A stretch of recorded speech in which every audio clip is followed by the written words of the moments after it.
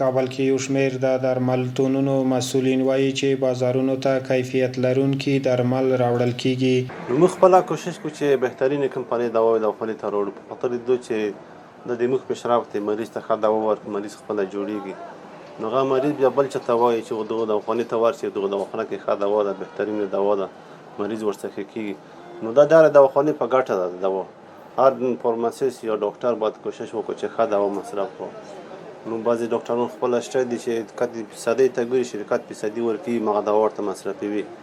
دغه خپل توان هم دی مریض یې ورکېږي ورځ په ورځ ورکېږي مریض ښه کېږي نه نو دا هر سړی کوشش وکړو چې ښه دوا مصرف کړو بهترین دوا مصرف کړو مریض یې جوړ شي او خپله آینده یې ښه کېږي ورسره. دغه درمل پلورونکي وایي چې د عامې روغتیا وزارت د څارنو او قوانینو د پلي کولو سره د ډېری سرغړونو مخنیوی شوی او د کابل په ډېری درملتونونو کې د ښه کیفیت لرونکي درمل پلورل کیږي. اوس مهال د ډېری ناروغانو درملنه په خپل هیواد کې کیږي او ګاونډیو هیوادونو ته د ناروغانو تګ تر ډېره کم شوی دی. هغه کومې دوا چې بلټۍ باندې راتلې کوچوکۍ راتلې دغه مخه یې نیولې ده نو دوا اوس یو څه اندازه ښه شوي دي بهتره شوي دي کوالټي برابره ده نو په مریضانو ښه تاثیرات شوي نو سابق بهر څوک پاکستان ته لاړ په خپل طبیعت مې دوا ور جوړې کړې بس کوچوکۍ بلټۍ ته یې ورکړې بلټۍ کابل ته به یې راورسولې او دواخانو به یې توزیع کړې نو اوس خپله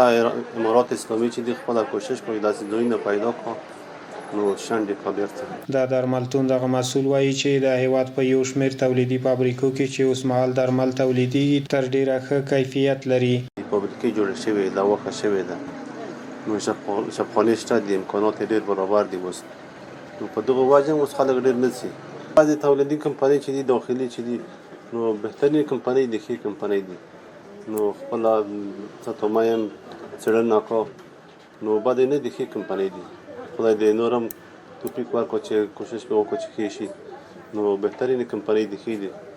زموږ تاسو وطن په ګټه دي. د یادونې وړ ده چې په وروستیو کلونو کې د درملو د بیو کنټرول همدارنګه د معیاري او کیفیت لرونکو درملو واردېدل او تولید ته ځانګړې پاملرنه شوې چې تر یو حده یې د ناروغانو د درملنې په برخه کې اسانتیاوې رامنځته کړې دي.